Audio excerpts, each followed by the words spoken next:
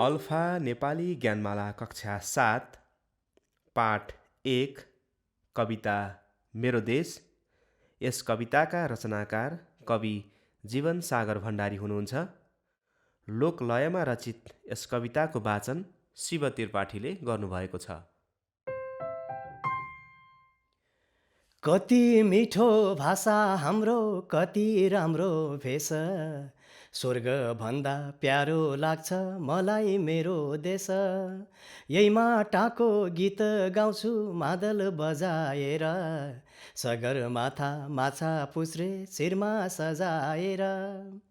हिमाल राम्रो, पहाड राम्रो, तराई झनै राम्रो, बुद्ध सीता भृकुटीको जन्मभूमि हाम्रो। यति सुन्दर देश हाम्रो देखेर हो कि त, जुनको मुख रसाएर बग्दो रहेछ शीत। पूजा गर्छु यही माटाको चढाई फुल पाती, हिमाल पहाड तराई दुखे दुख्छ मेरो छाती। अपि सैपाल गणेश हिमाल झुक्न दिन्न मैले, फेवा रारा तिली चोलाई सुक्न दिन्न मैले।